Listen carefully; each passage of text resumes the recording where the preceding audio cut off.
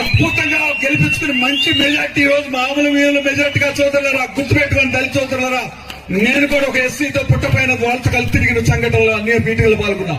ఖచ్చితంగా 50,000 మెజార్టీ చెప్పుతో కొట్టకపోతే మన గౌరవం ఉండదు.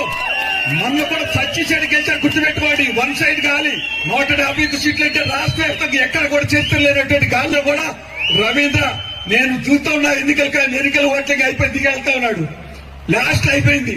చచ్చిసేడి నువ్వా నేనా అనుకుంటే పోటాపోటీకి వస్తే ఆఖరికి పోస్టల్ బ్యాలెట్ 3,000 ఉంటే 3,000 ఓట్లతో కలుపుకుంటే 5,000 శాతంతో చచ్చిసేడి గెలిచేటువంటి విధానం. ఆ విధానంలోంచి తిరిగి వస్తున్నట్టు చూస్తున్నాడు. రవీంద్ర గారిని అబ్జర్వ్ చేశాను నేను. నాని బతిపోయే పో ఈసారికి అన్నట్టుగా చూశాడండి. నేను చూసా ఈసారి బతిపోయే పో వదిలేస్తున్నా. కానీ రాష్ట్ర వ్యాప్తంగానే వన్ సైడ్ ఎన్నికలు ఎక్కడ చూసినా ఫుల్ మెజార్టీలు. ఇవాళ జిల్లాలో అతి తక్కువ మెజార్టీ ఇక్కడే.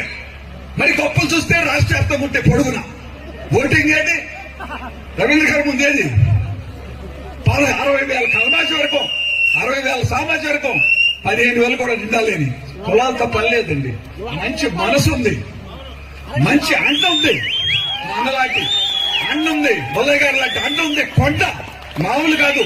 నాది ఈ రోజున ఈ రకంగా ఉన్నాను, నర్సీపట్నంలో ఈ స్థాయిలో ఉన్నానంటే నా జన్మకు రెండు తీరదు. మా అన్న నా తండ్రి తర్వాత అన్నే కొనగల నారాయణరావు ఆయన చరిత్ర కష్టకాలంలో ఉన్నా, నా కష్టకాలంలో ఉన్నారు, ఆయన కష్టకాలంలో నేనున్నా. మా చరిత్ర చెప్పాలి చాలా ఉంది. అలాంటి నీడలో అలాంటి ప్రతి అడుగులో కూడా ఆయనతో కలిసి ప్రయాణం చేసే పార్టీలు వేరైనా ఆయన ఏ రోజుని కుటుంబాన్ని వదిలిపెట్టున్నారో ఆయన ఒక్క మాట కూడా మాట్లాడలేను. నా తండ్రి అంతే సమానం. అలాంటి నాయకత్వంలో పెరిగాను నేను. నాకు మాటలు రావు, పనులే వచ్చు నాకు. కానీ మాటలు నేర్పాడు భద్రత తీసుకొచ్చి నాకు వీధి చూపించాడు నారాయణరావు గారు, పుల్లయ్య గారు. అలాంటి నాయకులతో పనిచేసే అదృష్టం నాకు నేటి కాలానికి దేవుడు కల్పించాడు. ఆ వేది మీద కూర్చుని మాట్లాడే అవకాశం నాకు కల్పించాడు. ఇంతకన్నా నాకు అద్భుతంగా నా కుటుంబాన్ని నన్ను అత్యధిక ప్రేమించే ముందు నడుకుంటే నరసింహారం అన్నయ్య గారికి బాగా ఇష్టం. ఆ కుటుంబాన్ని నిజంగా ఆయన కోల్పోవటం అంటే మన ఈ రోజు కూడా కోలుకోలేడు. అలాంటి స్నేహం మా కుటుంబానికి రవీంద్ర గారితో ఉన్న సంబంధం.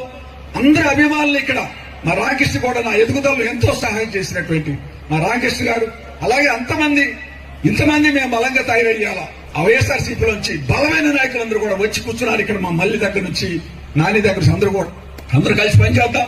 ఏదేమైనా ఒకసారి గుర్తుపెట్టుకోండి, ఒక్కటే సాక్ష్యం మీకు. అంబేద్కర్ దళితుల మీద ప్రేమ ఉందా లేదా అనే నిదర్శనం.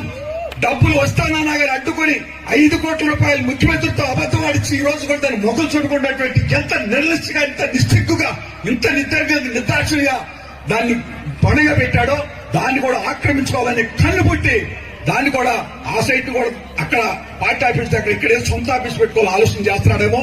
దాన్ని ఖచ్చితంగా 20 రోజుల్లో నోటిఫికేషన్ వస్తే 2 నెలలు ఎన్నికలు అవగానే ఈ సభా వేదిక చెప్తున్న రవీంద్ర గారు, అన్నయ్య గారు, మీరు అంబేద్కర్ భవన్ విషయంలో మాత్రం తీసి వీళ్ళ రుణం తీర్చుకోవాలని ఫస్ట్ గా మీరు వాగ్దానం ఈ సందర్భంపై వేదిక మీదే చెప్పాలని, నా కడుపు మంట చల్లారాలంటే ఆ అంబేద్కర్ భవనం ఏసీ కళ్యాణం చేస్తే తప్ప నా కడుపు మంట చల్లారదని ఈ సందర్భంగా తెలియజేస్తూ మీ అందరూ కూడా సెలవు తీసుకుంటున్నా.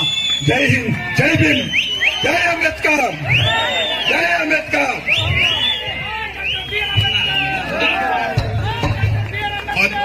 రాము గారికి మచిలీపట్నం ఎస్సీ విభాగం నుంచి ఒక చిరు సన్మానం ఏర్పాటు చేయడం జరిగింది. రాము గారికి ధన్యవాదాలు. ఇవాళ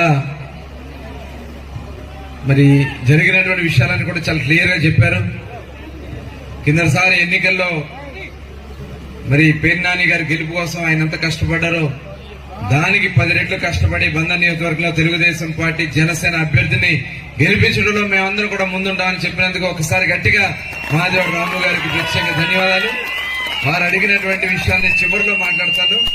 ఏదైతే అంబేద్కర్ భవన్ గురించి కానీ రేపు మనం చేసే కార్యక్రమాల గురించి ఒకసారి డీటెయిల్ గా మీ అందరూ కూడా తెలియజేస్తాను. ఇప్పుడు